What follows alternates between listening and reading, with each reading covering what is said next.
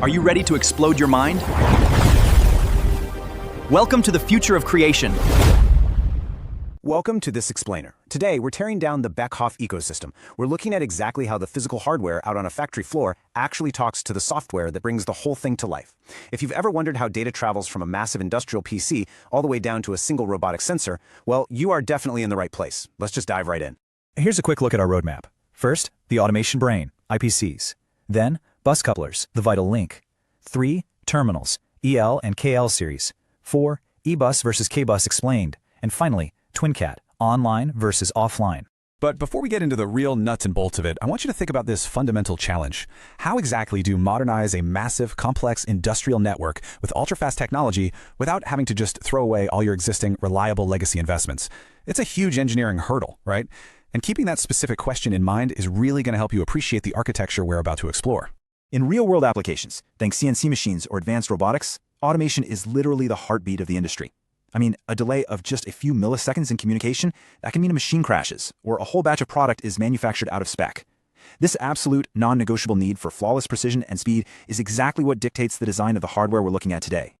Okay, Section 1. Let's talk about the automation brain, industrial PCs. So Beckhoff's IPCs like the ultra-compact C6025 or the C6915, these things are absolute engineering marvels. They're built to balance incredibly high performance with surprisingly low energy consumption. They basically handle everything from complex access control for motion to acting as IoT gateways that process high-volume data right there on the machine. Plus, they're space-saving, often fanless, and just packed to the brim with computing power. But hardware is only as good as your ability to manage it. These robust brains run a specialized tool called the Beckhoff Device Manager. And because this requires a customized BIOS, which is essentially specialized firmware baked right into the hardware itself, it's designed specifically for Beckhoff IPCs and comes pre-installed on devices running embedded operating systems. It basically allows engineers to orchestrate local system access directly on the device or even securely manage it remotely from another PLC. Now this is where it gets really cool. When we pair these IPCs with 11th generation Intel Core processors, we get access to TwinCAT Core Boost. This actually enables targeted overclocking of individual CPU cores. We're talking up to 50% more computing power, so your system can maintain a permanent maximum clock speed for really intense real-time applications, and you don't even have to buy a massively oversized, crazy expensive CPU to do it. All right, moving on to Section 2, bus couplers. This is the vital link. Here we're looking at the anatomy of a bus coupler. This is specifically the BK1250, though you're also going to frequently see the EK series in modern setups. Think of this compact little device as a gateway. The second it's plugged in, it automatically recognizes the connected inputs and outputs and allocates them straight into the system's process image. It acts as the ultimate translator between the overarching network and the individual sensors and actuators wired into those terminal blocks. When you look really closely at these blocks, you've got to understand how they actually connect, because there are two very distinct systems at play here. First up, you have the spring contacts. These guys are responsible for transferring the actual data and supplying power to the internal terminal electronics. On the flip side, the power contacts deal exclusively with supplying up to 24 volts to the field electronics, which creates a totally separate power rail.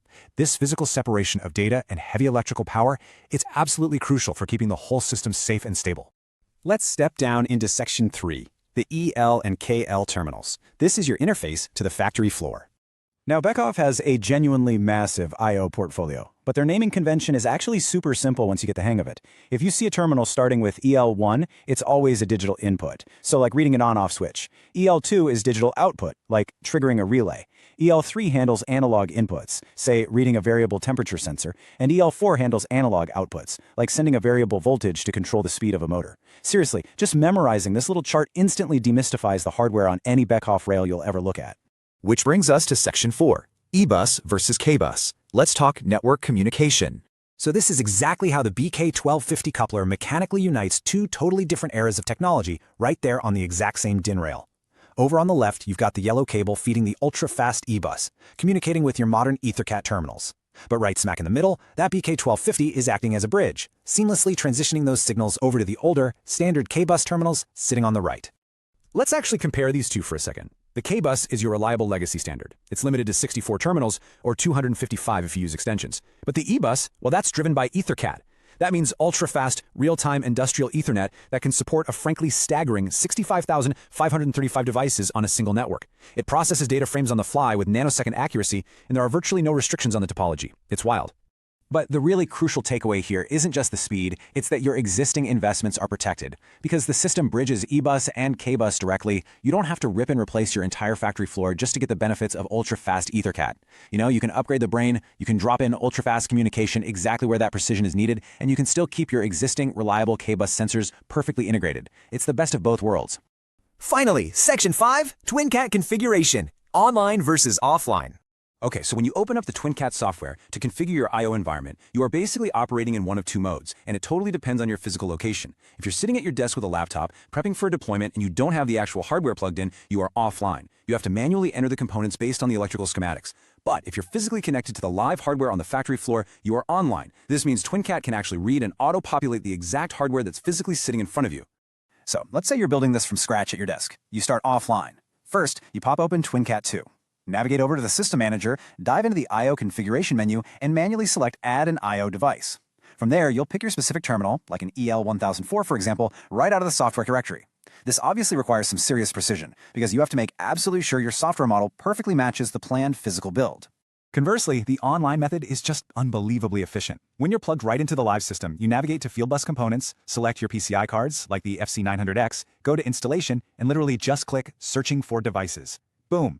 TwinCAT scans the entire network, finds every single coupler, every single terminal, and builds out the digital configuration for you instantly. But I've got to give you a massive pro tip here. To make sure TwinCAT actually recognizes all the latest hardware correctly, your device descriptions have to be current. To do this, simply open TwinCAT, select EtherCAT devices, and click Update Device Description via ETG website.